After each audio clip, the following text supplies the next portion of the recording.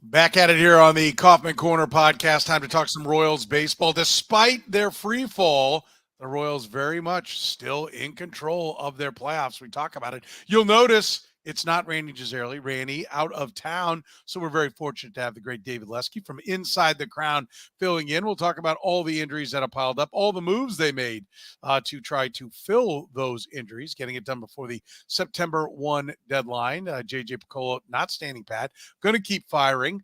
Disaster in Houston, yes, it was. But like we said, everybody else seems to be falling apart. Where are we with our playoff optimism meter? I've got Rany's quote as to where he is. We'll get David's optimism here on a scale of 1 to 10. Is Quatraro getting the most out of this team? What do we think of his management moves? Can the Royals rotation hold up? Lugo bounced back. We had 8 straight Ks from Reagans before it kind of went south. How good is this bullpen? We're talking about it right now here on the Kaufman Corner podcast. This is the Kaufman Corner Podcast, the most in-depth analysis of the Kansas City Royals, breaking down the Royals like no one else can. Kaufman Corner is hosted by Rany Jazayerli and Soren Petro. Rany is a co-founder of Baseball Prospectus, author of Rany on the Royals, and former columnist for Grantland, The Ringer, and The Athletic. Soren is the award-winning afternoon drive host of the program on Sports Radio 810 WHB in Kansas City. Kaufman Corner is proudly brought to you by Gann Asphalt and Concrete, Kansas City's nationally recognized full-service paving and pavement maintenance contractor, making parking lot problems disappear in Kansas City since 1994. Free consultations, no commissions, in-house crews, and every project comes with a written warranty. Find them online at GannAsphalt.com or call 816-484-3338. Gann Asphalt and Concrete, one contractor, all things parking lot. Now, here are your hosts, Rany Jazayerli and Soren Petro. Kind of, like we said, David Lesky in for Rany Jazayerli. David, thank you for pinch hitting for one Rany Jazayerli. We do appreciate it. And how about it? The injury bug. Where are you at when you start seeing everybody go down? Let's go back to last Thursday when Vinny Pasquantino, Lucas Erceg go out on the same play in a game where it looks like they're going to be able to just, start another stretch against the Houston Astros. Instead, they end up not only losing 2 players from that game and for an extended period of time, a long period of time for Vinny Pasquantino, but they end up losing the lead, losing that game, and the series just falls apart from there. What was your reaction while all that was going on? It was ugly, man, because Isbell had just gotten the double, right, to drive in 3, made it 3-2. Erceg comes in a big spot. He struggled a little bit and then compounded it. I mean, he got the inning-ending double play, but stuck his hand up, and that started the domino effect. And it was ugly. I mean, that's all you can say about it. And it's funny. You probably thought the same thing because I feel like we have generally the same mindset on things. Mm-hmm. But as soon as that ball hit his hand and hit the ground, I was screaming, "Don't throw it! Just don't," because I knew he was going to throw it away. 100%, no doubt in my mind, he was going to throw that ball away. And I didn't necessarily expect him to put it in the baseline and Pasquantino's thumb get broken from it. But I just wish he would have held on to it. And if he had, they might have still lost all of them, but we'd be having a much different conversation about it than we're having today. Yeah, and part of that was because, your internal clock is ticking, like mine was, like, I think this is taking too long. You're not going to get it there anyway, so go ahead and just leave it in the holster. Don't try. And you love competitors. That's why they're big leaguers, because they compete and they do everything they can to try to make it happen. And unfortunately, he ends up throwing it away, and that ends up being the downfall of the team for that game. I don't know. I do believe that there was a bit of a snowball effect from it, not necessarily just losing that game, but just the whole mental grind of it. The whole aspect that, like, okay, they're on the highest of highs. They're pulling even with the Guardians. They were almost, in front of them if they don't lose that game. And now it's okay. No problem. We're going to take 3 out of 4 from the Astros. Good times are rolling. And not only do you lose the game, and that's a gut punch a couple of times over, but then to lose the talent that you lost, it's a killer. I mean, it's absolutely a killer. Yeah. And I really kind of thought we can, we'll get in, I know, a little bit more to J.J. Picollo, but, when they made those moves, I'm like, okay, they're trying to put wind back in the sails. Like, they recognized that this is really affecting the team. And so they're trying to blow some wind back into the sails here and just help the ball club, obviously. But it has not worked to this point as far as like the mental side of things, or Vinny Pasquantino just meant that much right now to this lineup. Yeah, and I mean, we heard about it today because he was back with the team and in the clubhouse, and I think it was Massey probably, and he and Vinny are pretty close, but you get this sense that Pasquantino's presence is as almost not as big as his production, because the production's huge, obviously, but he's great in the clubhouse, and that matters. And I think that when I heard when they talked about him being back in the clubhouse today, I thought, oh, maybe this can be the return. Obviously, wasn't. But yeah, I think that's a big blow. And any team that loses their best, well, not their best player, but their number 3 hitter, the guy driving in the most runs, you're going to see an impact from it. I haven't looked at this. I wonder what the Braves did after Acuna got hurt this year, because he wasn't having a great season. And Pasquantino, honestly, outside of RBIs, has not had a great season, but he's kind of the heart of the team. And I'm looking now to see what the Braves did, but they kind of went into their tailspin not long after that. So he got hurt May 26th, and the Braves went, let's see, they weren't great. I mean, when he got hurt on May 26th, they were 30-20. A couple weeks later, they were 35-30.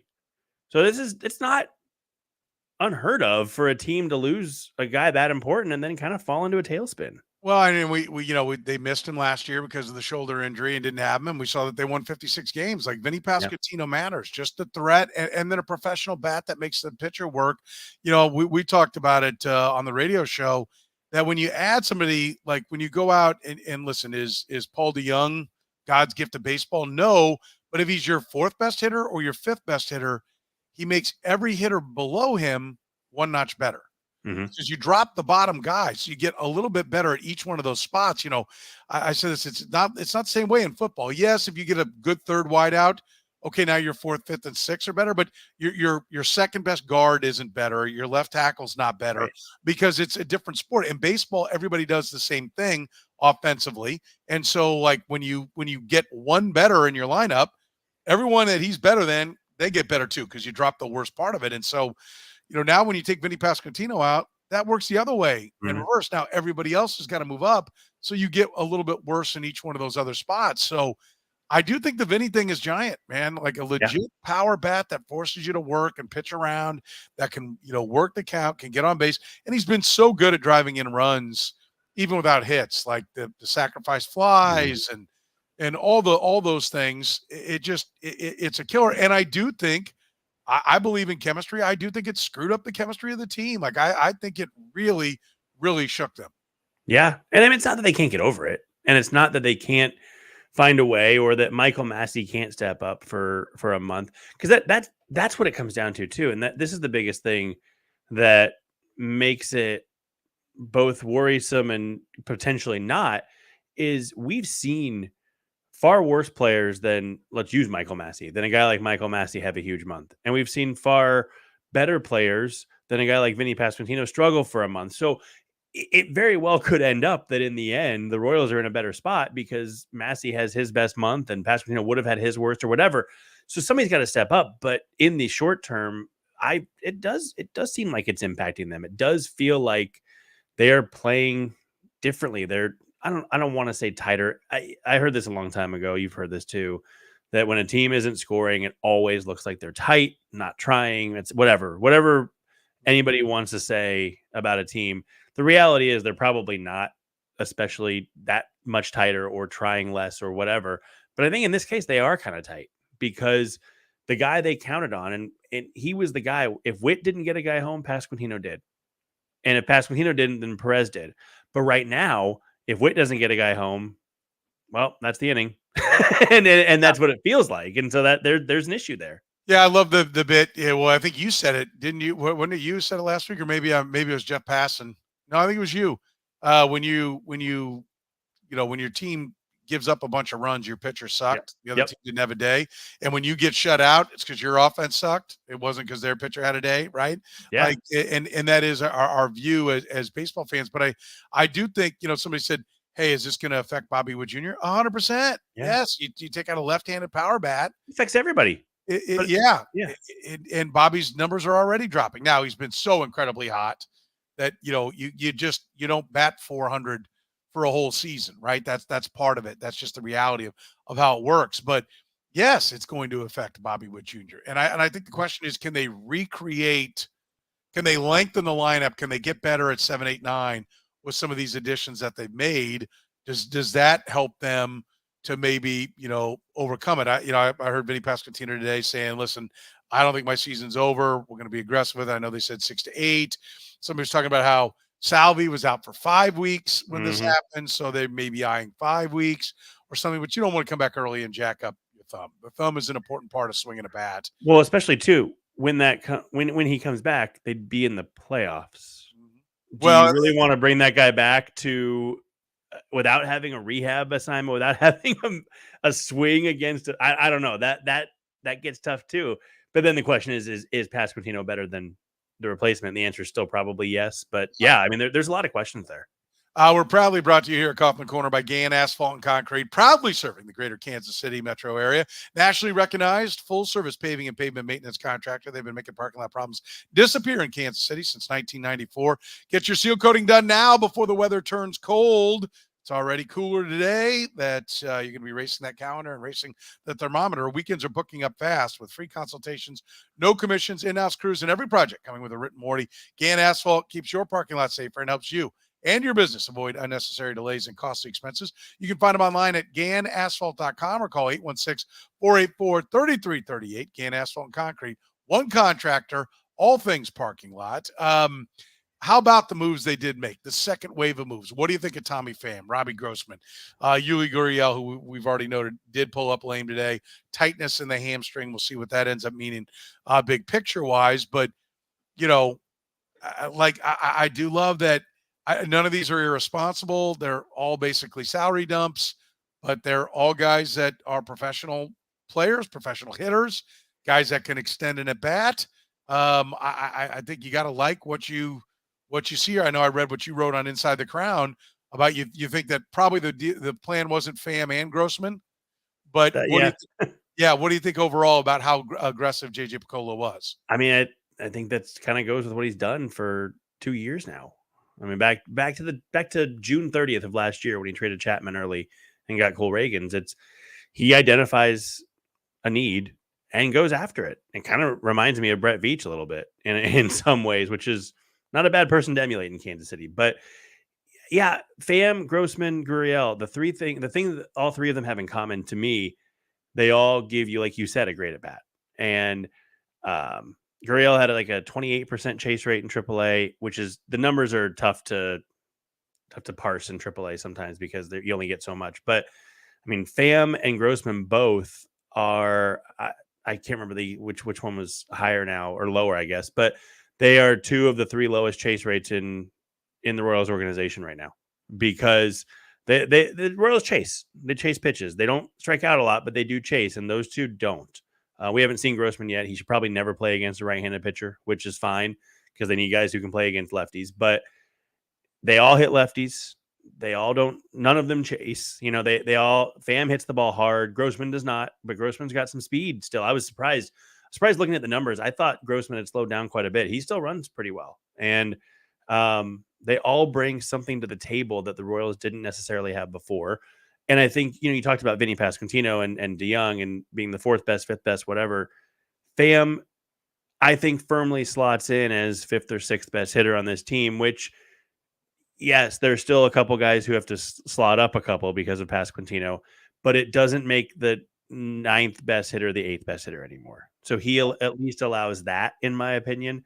And Gurriel, the plate appearances he was giving, and again, we'll see. We don't know, but he you could look like, okay, maybe he's the sixth best and Pham's the fifth best or whatever that might be. So that at least keeps the bottom at the bottom and allows them to be what they are, which Garcia, Isbell, those are defense guys. And you can live if your 8th and 9th best hitters are defense first, you can live with that. It's when they're your 6th and 7th best hitters that it's a problem, and 5th and 6th or whatever. So, yeah, I mean, I like the pickups. I think they make a lot of sense. I don't know if it'll be enough, but they make a lot of sense to me. Yeah, and I think, let's keep in mind this is also a product of the owner. Yeah. Right? Because the owner, somebody's paying these salaries, right? And so the owner and the ownership group have said, no, we're not going to let it go. Somebody, I had Carol said she was upset when everybody's saying, that it's over, right? Like I get it. I also get the pessimism that's there, but as an organization, they're not saying it. And as a Royals fan, you got to appreciate that they're going out and getting guys when someone goes down. Now, maybe they can get Pasquantino back. Maybe they'll find the chemistry amongst this group. Yeah. I mean, it is possible, but I just, they've had 3 big bats. When was the last time the Royals had 3 big bats? Like, I don't think it's, we've complained about the batting order. We've complained about the lineup. We've talked about a lack of runs. And there are times it looks really ugly. But then you look and you're like, oh, they're 3rd best in the American League in scoring runs. I know. Like, they're not that bad. And one of the reasons they're not bad is because they have 3 legitimate 20-plus home runs. And I think 3 legitimate 30 home run guys. Vinny Pasquantino, I think, if he stays healthy for a full year, can hit 30 home runs. But, they're at least 320. And we know Salvi can hit 48 and Bobby can hit 30 plus. So like I think we're seeing it's not that complicated. Get a few guys that can really hit the ball over the wall, bunch them together in your order, and it gets a lot easier to score runs. But when you take one away, you've lost a big chunk of it. Yeah. And I mean, it helps too, because that Melendez has hit better, and you can believe it or not, but it's been, 2.5 months now. I mean, 2.5 months is a big sample size. I'm not saying that you will count on that next season, because this is the 2nd straight year he's done that, but maybe MJ Melendez is the guy who steps up and hits like Pasquantino was. I could see it. I mean, the way he's hit since the middle of June, I would bet that, if you look at like weighted runs created plus, it's probably higher than Vinny Pasquantino since that point.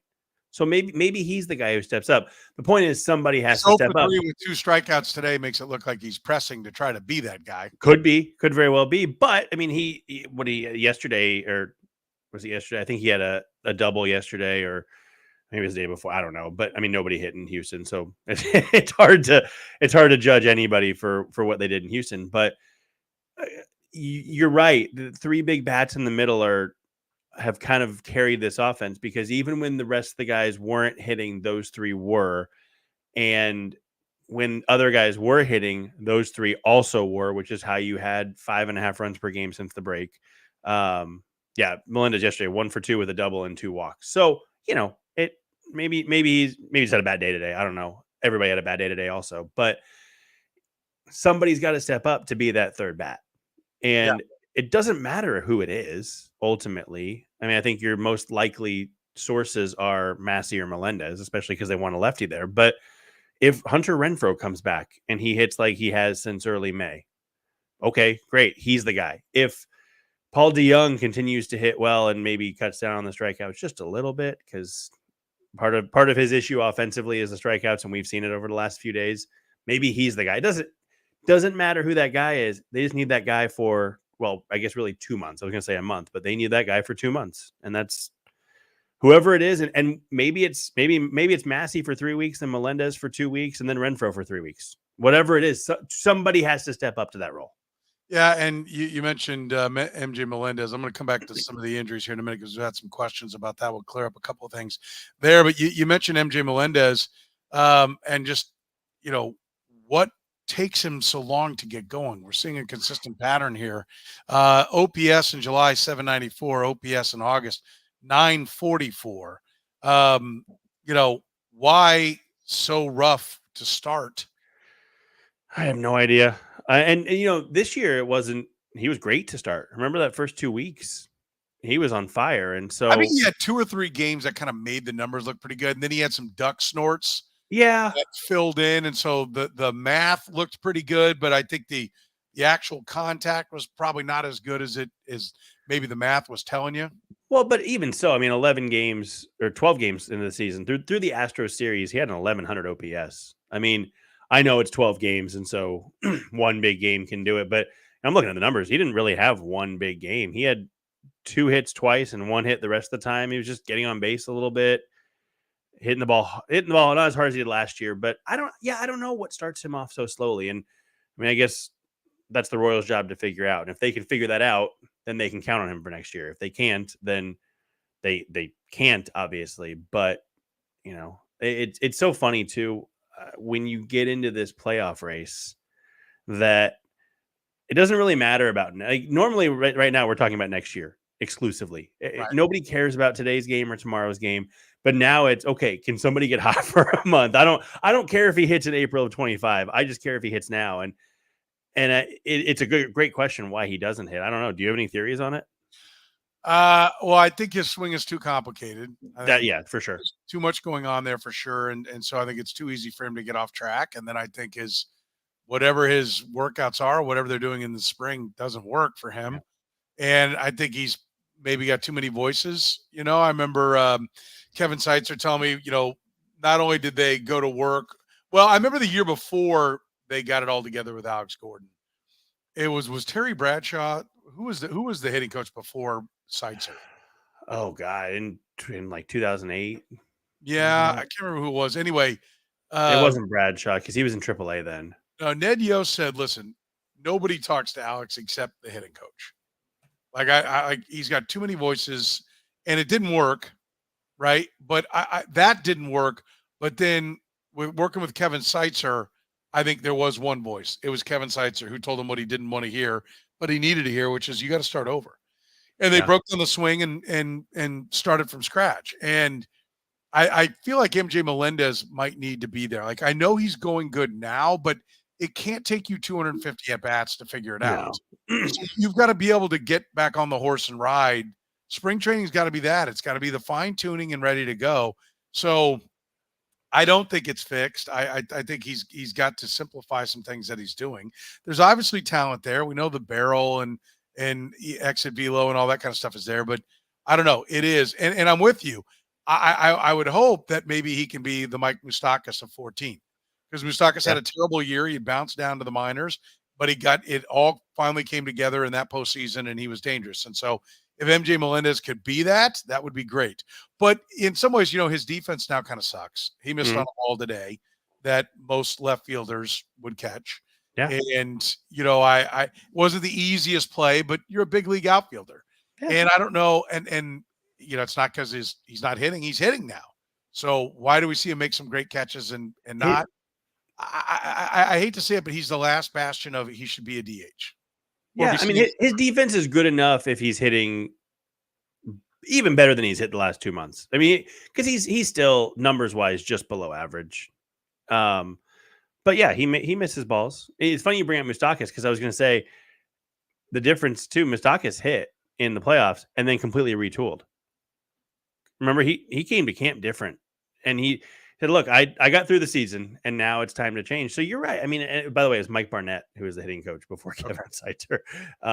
But yeah, they have to do something different, because you're right. You can't take until June or July to hit, and especially with your defense, because they need the DH spot. They can't have a DH because they need that with Salvador Perez and probably Vinny Pasquantino. And it's nice to get Bobby Witt a half day sometimes. It's a good spot to have available. And Melendez isn't a good enough hitter to say you're a DH either. So he's got to figure some things out, or they need to trade him like they probably should have this year. Yeah. Yeah. They should have traded him when he hit 40 home runs and people thought he could still catch. That's when they should have traded him. That's a good point. Because they either didn't know what they had in Freddie Fermin, or they didn't believe in Salvador Perez. I mean, there was like, you got to be better at identifying where your depth is and moving it for what you need. On the injuries, Vinny Pasquantino, 6 to 8 weeks. He was talking today like he wanted to be quicker. I know the broadcast was talking about that. Salvi came back in 5 weeks. So there's your timeline there. Hasn't had surgery yet. So the swelling was down, and if the swelling is down enough, then he'll have surgery tomorrow. Lucas Erceg, I was told a couple of days. It's been a couple of days. So I'm assuming any day now he'll be back. I haven't heard otherwise. Yeah. So I wonder if they're just not pitching him because they don't need him, and they're saying, "Look, we're going to give him as long as he needs, and as soon as there's a lead, we're going to have him." But yeah, Hunter Renfroe, they were talking about being back at the end of this week. It was a matter of whether or not he'd go down for a rehab assignment for a game or two to try to get his timing back. Hunter Harvey, I don't know where we are on that one. They mentioned Hunter Harvey and that he had thrown, and they were going to see how it reacted. They say he threw yesterday. Yeah, and we're going to evaluate today, but I haven't heard anything on today's. I think this is the second time he's second or third. Is it the second? I think it's the second time he's tried to throw, and then he got a shot last week, maybe, or a week and a half ago. I don't know. I mean, back injuries are tough. And then Yuli Gurriel is now day to day, and that's the same injury that he was hurt down in the minors with, and so that's scary. Like he may be out of the mix when it's all said and done. Listen, feel your best every day with Restore Hyper Wellness in Kansas City. Cutting edge treatments like IV therapy, cryotherapy, hyperbaric oxygen therapy, NAD, IM shots, and a variety of skin health services designed to help you recover like the pros. Boost energy, reduce stress, enhance well-being. Perfect for athletes, busy professionals, and anyone looking to improve health. Personalized wellness plans are tailored to your specific needs.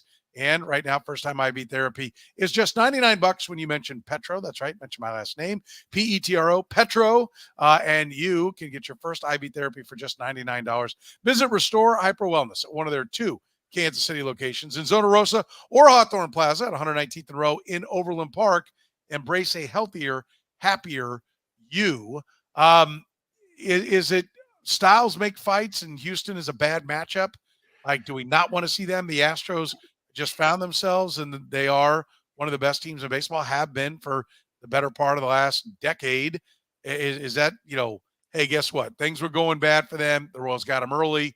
Now they're going good for them. Or do you feel like if the Royals play a series against the Astros, they're host?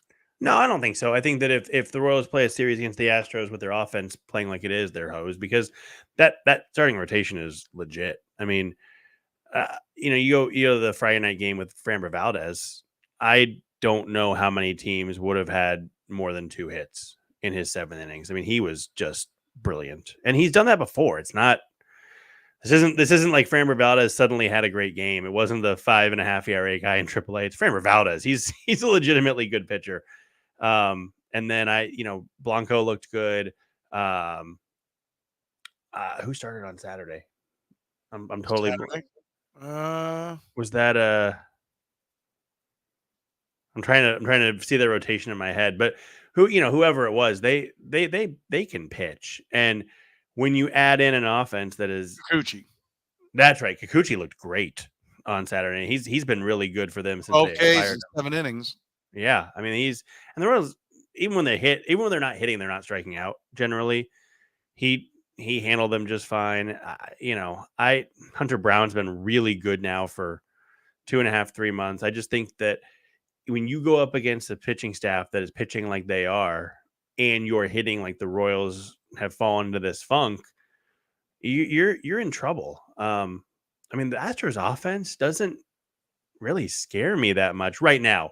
Kyle Tucker comes back, looks different, but you get past, especially when Bregman was out for a few days, you get past Yordan Alvarez and Diaz. I mean, it's not great. I think that if the Royals are hitting, they can beat the Astros. But the Astros pitching is so good that if they're not hitting, it's just difficult. I see the Red Sox and Twins as a worse matchup still for the Royals than the Astros. I just think it was really bad timing for the Royals against Houston. What do you think?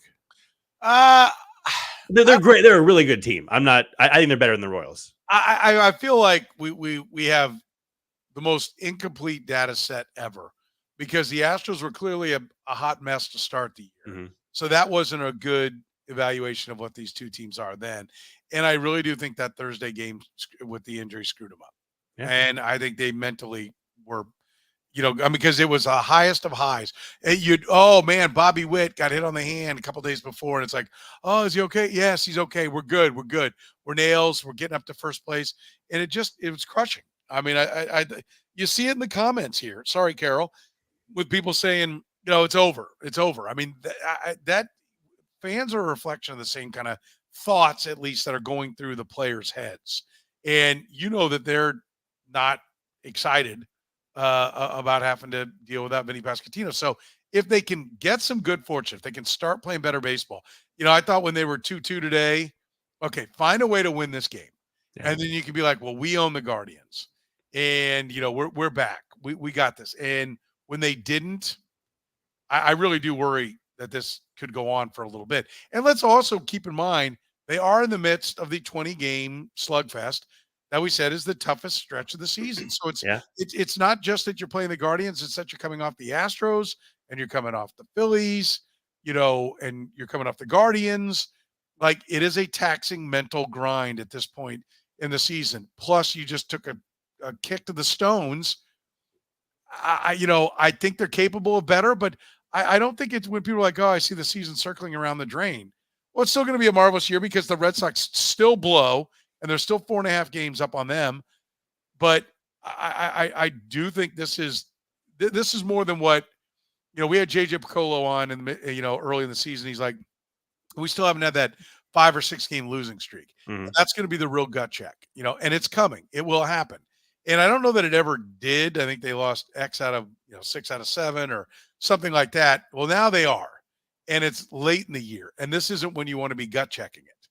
And so I do worry that this will be just a bridge too far. That they are a fragile team, and people don't take that the wrong way, but they won 56 games last year. So to be as good games as they under. were, yeah, this isn't to be as good as they've been this year. It's not a case of like, oh, this thing is just rock solid. It's kind of like they threaded a lot of needles to make it all just fit perfectly. And they've been pretty healthy, which young teams usually are healthy, but they've been taking on a lot of older players. And it does look like Pasquantino is, he's unathletic. Let's call it what it is. And unathletic guys tend to get hurt more than athletic guys. See Mike Sweeney versus Johnny Damon. See Mike Sweeney versus Carlos Beltran. And by the way, yes, Mike Sweeney and Vinny Pasquantino are far better athletes than I ever thought about being. But I'm talking about on a major league scale.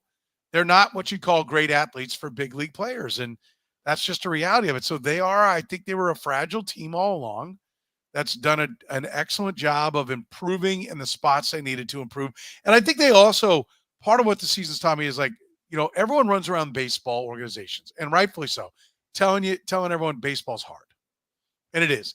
Round bat, round ball, all these things, big league hitters, getting the ball by them, all that stuff is true. I got it. Baseball is hard. But it's not quite as hard as the Royals have made it look at times in their franchise history, right? Like, get a few guys that can hit 30 home runs in the middle of your lineup. Draft one with one of these high picks you get all the time. Mm-hmm. Develop one someplace else and then sign one. And I know Salvador was theirs, but they re-signed him. You know what I'm saying? Pay some money for one, develop a couple, and you're there. The pitching's not as hard as they make it out to be. Develop a couple, sign a couple, and you're there. Like this was not rocket science what they did. So, but I do think they are not, blocking 3 stud starters down in the minors. They're not blocking 2 excellent hitters. Like, everything they got is on the field right now. And that's why they're going out and getting Tommy Pham and Robbie Grossman and Yuli Gurriel. Well, the other thing that I think that I've forgotten until I started thinking about it a minute ago, they've now played 12 games in 11 days against first place teams. Not only are they in a gauntlet, but they had 8 road games in 7 days. And in the first 3 of them, which they won, out of 81 outs, the bullpen had to get 50 of them for various reasons. And I think when you add that into everything else, they might be exhausted too. I mean, they might be absolutely worn down. The weather has been kind of a blessing because it hasn't been a billion degrees. It probably was in Houston, but the roof was closed. Which, side note, that field, how does it look so bad? That was awful. Anyway, they had a concert or some crap in there. They must have. Brutal. But 12 games in 11 days is going to be 14 and 13 days against first place teams. And they finally get a day off before the team that they match up the worst against comes to town, which good thing they get a day off before that.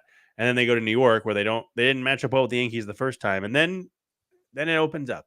Then it opens up a little bit. But man, to have this many games in this, one more game than day against this schedule, it's absolutely brutal. And then you add in everything else, and it kind of It's not the weirdest thing in the world. They've lost 6 in a row. I mean, I wouldn't have predicted it based on their season. I would have said they'll find a way to win one of the 6, but if you had told me they were going to lose 5 of 6 at one point, I wouldn't be surprised in any way, because it's a brutal schedule just from the games versus days before you even get into the opponent.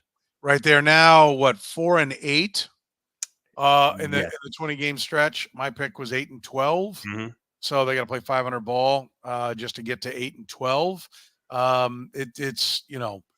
I think they should pull out of it quick, but they need to pull out of it quick. Yeah. Right? It needs to happen. A win tomorrow would be useful. Yeah. At some point, even the Red Sox are going to win a couple of games. Mm-hmm. We're proudly brought to you here at Kaufman Corner by Gann Asphalt and Concrete, proudly serving the greater Kansas City area, nationally recognized full-service paving and pavement maintenance contractor, making parking lot problems disappear in Kansas City since 1994. Don't risk accidents. Don't risk liability in your parking lot. Get your parking lot restriped today. A brightly striped lot cuts down on those bumper car accidents going on out in your parking lot. Keep your parking lot as safe as possible. Find them online at GannAsphalt.com or call 816-484-3338. Gann Asphalt and Concrete, one contractor, all things parking lot. Let's get to our playoff optimism meter. First, I'm going to give you Randy. We'll let him go first because I've seen his. He said, first of all, here's my quote you can put with it. My playoff optimism meter stands at a 6. And I honestly don't know if that's absurdly optimistic or absurdly pessimistic. On the one hand, it's lower than the algorithms tell us it should be. But on the other hand, since Vinny got hurt, we've seen no sign that this offense can hit. The only thing I'm confident in is that you don't have to get into the dance gracefully. You just have to get in. He's got him at a 6. Where are you at, David?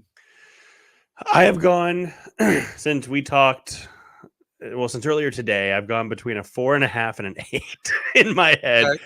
Because, and I'll give you a number in a second, but look, think about it this way. The Royals have 23 games left. If they go 9-14, Boston has to go 14-10 to catch them. Detroit has to go 15-8. Seattle 16-8. If you want to go to Tampa, 18-7. 9-14 is not good.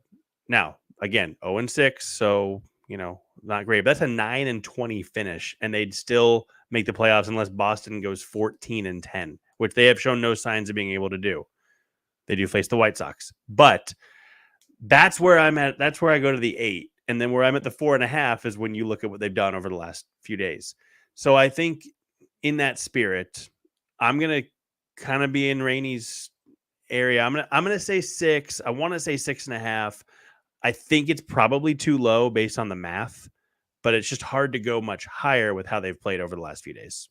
Well, I have said all along that I don't look at the Royals and see a playoff team, even though their run differential says definitely playoff team. Their wins and losses says definitely a playoff team.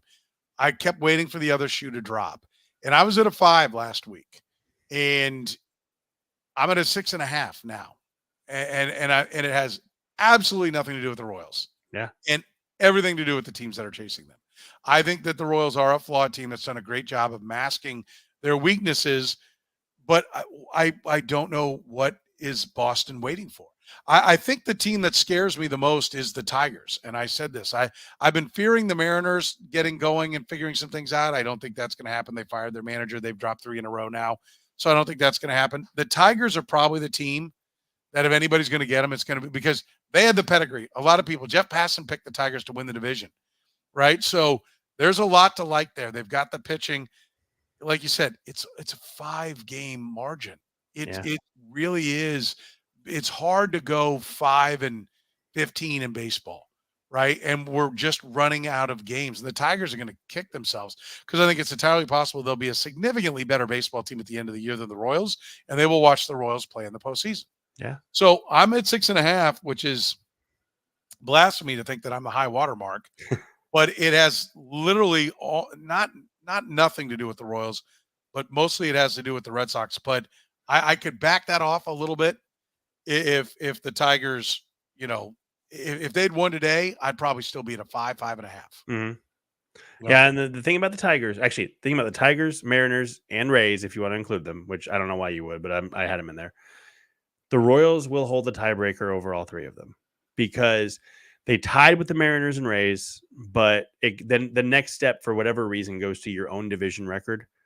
And the Royals in the Central are so good that they're going to have a better record than the Rays against the East and the Mariners against the West. So they will have, and they have 7 wins against the Tigers. So they've already clinched the tiebreaker over them. So they have to all get 1 win more than the Royals. The Red Sox only have to tie the Royals, and that's concerning if they could win a game. But I mean, you look at the math, and like I said, just that aspect, and especially when you look at the last 15 games, which include the Braves, but the Braves could be totally set by those last 3 games. A bad Royals team could go 8-7 in those. And they could be a bad Royals team right now, but they have the pitching of a good Royals team, at least the starting pitching. And I think they need to win. They're at 75 wins. I think they need to get to 86 to guarantee it. And they might be able to get an 84 the way every team is playing. So it's the math that has me as optimistic as I am. And I like I said, I could go to an 8 at this point because of that math. That's every time I look at that, I just don't see how those teams make it up. But at the same time, I wondered, can the Royals even do 9-14 the way they're playing right now? Yeah. And that is interesting. And how about this one from Chris Thomas? He says, this team is kind of the 2010 Chiefs, which used kind of a bad division. And I think they were 2-4 in that division, but they used a bad NFC West to go 4-0 against the NFC West, to get to 10-6, win the division, go to the playoffs. I get that in the sense that I do think that, like I said, I don't think the foundation is still rock solid, although there's some signs that maybe some pitching is being developed here and there, and they'll get some things going. We know that they'll be aggressive. We know that they'll make moves. That's a positive. They'll spend some money. But do we think that had no foundation? Like Matt Castle was the quarterback. Bobby Wood Jr. is better than Matt Castle, right? Like a little bit, yeah. So having the star player, Salvador Perez, seems to still be able to play at a high level. He signed for 1 more year. And you would think if you have an interest in signing him, he'd have an interest in staying. Vinny Pasquantino should come back from the thumb. Brady Singer's got plenty of years of control. Cole Reagans has plenty of years of control. I'll push back a little bit on that. I don't think this is as much that team was largely built on Jamal Charles, and running backs. Bobby Wood Jr. is going to be playing at a high level longer than Jamal Charles was. Yeah, that's fair. You forgot. I mean, Dwayne Bowe was good that year, right? Yeah, he was already good. Yeah. Was that a 15 touchdown season? For Jamal Charles? For Dwayne Bowe. That might have been the 15. Yeah, probably. Either way, yeah.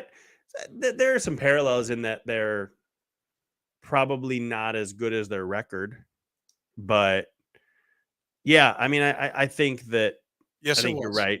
I think it was, yeah. I think the foundation is a little bit better for this Royals team than that Chiefs team, for sure. I think that, especially if they figured out, this is a much bigger topic, but if they figured out how to help guys like Lorenzen and Lugo and Waka get better as they are veterans, then all of a sudden their ability to develop is a little bit less important, and that is a foundation you can build on. You can't always count on it, but it's something you can build on a little bit from a coaching perspective, at least, which I don't think that Chiefs team had at all. Yeah. Well, that Chiefs team thought, fake Dade Morris, the 2010 Chiefs are a bad comparison. Q far better than Todd Haley, JJ far better than Pioli. We didn't necessarily think that at that time, right? True. Like, hey, look, they're getting some out of Dwayne Bowe. Look, Todd Haley, he knows how to do wide receivers, and Charlie Weiss and Matt Castle's 27 touchdowns and 7 interceptions. There was we were believing. People were buying the hype. And Scott Pioli was a 3-time executive of the year that was now calling the shots in his second year in the playoffs. Let's wait and see 2 years from now there's no doubt JJ Picola is going in the right direction, but there were some things that were being done in the right direction there. But I do think, to what Chris said, he said, listen, I was always thinking about this year, not so much about the state of the organization. And I think that's a very fair comparison, right? Although I just keep coming back to that run differential. Is that run differential a product of Matt Quatraro getting the most out of this team? Are we watching a guy who, whatever this team is, they will be all that they can be because Matt Quatraro is an outstanding manager? Yeah, well, look, I mean, go back to his press conference from, when was that, 23, 22, winter of 22, whatever it was. he talked about winning in the margins. He talked about 51-49. And there are very few games where I don't think he is trying to get an eighth of a run out of the team. This pinch hitting, this pinch hitter, this reliever coming in at this time. I mean, the way he used Urseg, there have been a couple people I've seen complain about this. Lucas Urseg is their best reliever right now, and he has used him as you use your best reliever almost every time. I think there might have been one game that you could have made an argument he could have pitched the 7th and he ended up pitching the 9th, but otherwise he goes to Lucas Urseg in the biggest spots in the game. That's you trying to win on the margins. That's you trying to get, I don't know if maybe it's 53-47, not 51-49, whatever. That is a manager who is trying to get just squeeze every last drop out of that washcloth. And I appreciate that. And the other thing about Quatraro, and this doesn't show up in the numbers, the players clearly love playing for him. And that doesn't mean nothing. And I go back to last season. They finished 27-31. They were awful. I mean, there was a point up. It was back in, I mean, it was before the White Sox lost their 21 in a row or whatever it was. But the Royals and White Sox had the same record through, I think it was 100 games last season and this season. Look what the White Sox have done, and look what the Royals did last year at the end. It's not, I mentioned this a few times on Inside the Crown toward the end of last season, that this team could have quit and they didn't. And people kind of, poo-pooed it. But the reality is that shows what kind of leadership they have. And I think that was a mark in Matt Quatraro's favor. And now, yeah, I do think that they're getting the extra run. They're allowing the one fewer run, whatever it might be, because of the way he's managing this team. And I do think he's made mistakes, but I think back, gosh, which game was that he every move was just absolutely perfect. I think it might have been one of the Cleveland. No, it was before the Cleveland series, whatever it was. He made perfect moves every single move out of the bullpen and off the bench. And it was one of those games that you never hear about because all you do is complain about the manager, but that was a perfectly managed game. And there have been quite a few of those this season, I think. Quick sidebar. Fake Dayton Moore, first guy to notice. That's right. That's the World Series Cup from 2015. I would have gotten mine if I knew. I always have that, and I actually had to do one of our Red, Gold, and Bold podcasts tonight too. I've got a Chiefs Cup that I use for that one. Okay, so yes, thank you for noticing. Fake Dayton Moore. I have that is the cup. So well done, my friend. Well done for noticing that. And now back to your original point. And then I had somebody else was asking about the run differential. Now I forgot. Chris is it just a product of the White Sox? 38. They're plus 38 against the White Sox, which makes them plus 53 against everybody else. So. Yeah.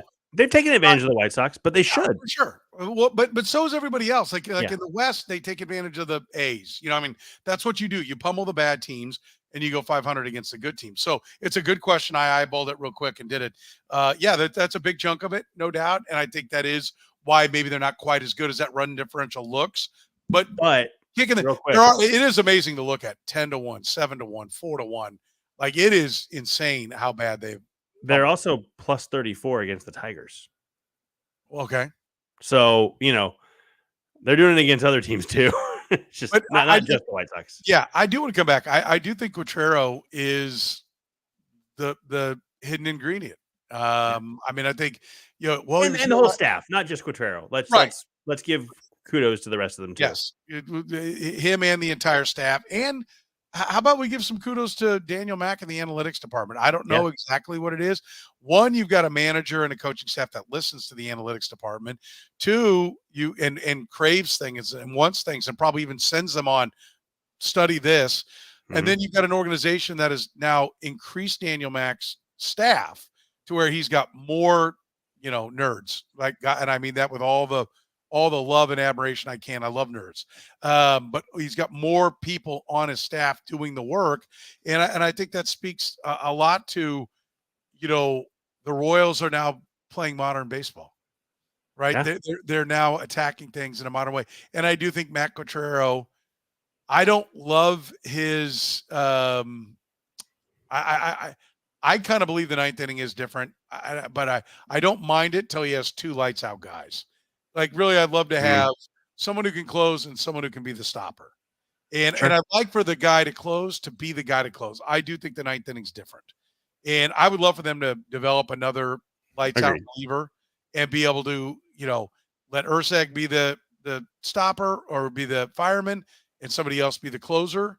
But so right now I'm not going to quibble with that, but I do think the ninth inning, I'm not in love with because you don't know what, like after you use him in the seventh, well, you got lesser guys in the eighth, and you're planning on them going 1, 2, 3, 1, 2, 3, so you don't have to see that part of the order again. And the likelihood that anyone else in your bullpen is going to go 1, 2, 3, 1, 2, 3 is not good. Sure. So, like, you don't have enough to play it that way. So, listen, but he's also saying yes, but I've got 2 more innings for my offense to tack on a run and to make it better. And so when in doubt, I defer to Matt Quatraro because I think he's been outstanding.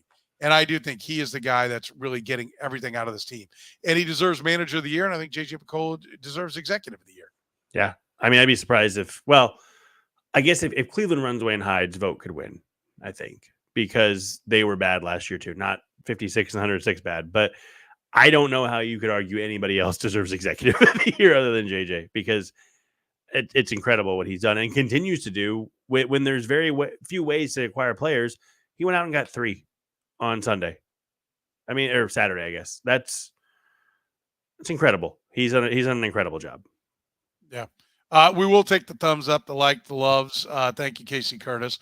Don't cost you nothing, but it does us a world of good. So if you would, on whatever platform you're watching us, go ahead and give us that like. It would mean a lot to us. All right, real quick. Can this rotation hold up? Did you think Lugo bouncing back, 8 straight Ks for Reagans? That was some dominant stuff that he had. We feel like maybe, okay, we were starting to feel like, God, Michael Wacha's the game 1 starter. Brady Singer was pretty good his last time out. Are we getting a second wind out of the rotation? Yeah, maybe. And now they're starting to get off days starting on Thursday. So that'll help a lot. Get Lorenzen back rested, theoretically. His arm isn't hurt. So that's a really good thing. Yeah, I mean, Lugo looked much better. Reagans, you said he was dominant for 5 innings and then hit a wall a little bit. But I don't think it was a run on a gas wall. I think the Astros just kind of started hitting him wall. The Astros are a good team. It happens. And Singer's not up against an innings career high just yet. So he's the only guy you look at and you go, all right, well, he's probably not tired. It feels like they're maybe turning that corner, getting past that summer malaise or whatever you want to call it. Yeah, I think that the next turn will be much more indicative to know for sure, but there's reason for some optimism, I think. And I wonder, maybe some of the short starts where they struggled a little bit weren't the worst things in the world down the stretch, because it gave them, Reagans only threw, what did he throw on last Monday against Cleveland? Like 81 pitches or something. That's not nothing, but he's been throwing 100 plus. So that saved him a little bit, and another up and down because he came out early. Lugo has been pulled a little bit early. The ups and downs are big for these guys. So yeah, I think, and there's some optimism. I'm not ready to say, yeah, they're good to go through October, but there's some optimism now, at least, and there wasn't for a little while. Yeah. Is the bullpen? Do you see a world where this bullpen is good enough? I mean, yeah, in the sense that same as the hitters, anybody you can see guys step up for a month, right? Like Urseg, I think we feel good about. Somebody said, what happened to Urseg? Well, what happened is he was pitching over his head, honestly, when he came over. He had a 3.68 ERA with Oakland. He's a good pitcher. He has not been an elite pitcher in his career yet. So I think that's what happened to him over his couple of rough outings. But feel good about Urseg. MacArthur has been much better lately. 13 strikeouts in 10 and a third innings his last 10 games. Yeah, he gave up the walk-off. He pitched in the ballpark he pitched in, but in every other ballpark, that walk-off is a fly out to end the inning.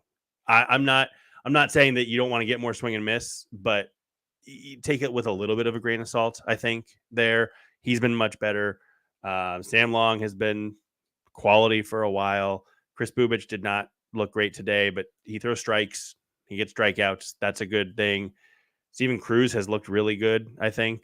I don't know that you trust him, but you got to trust somebody. Carlos Hernandez you want to say I don't believe in him, and I wouldn't believe in him long term. It's the same as Melendez, but he's looked better.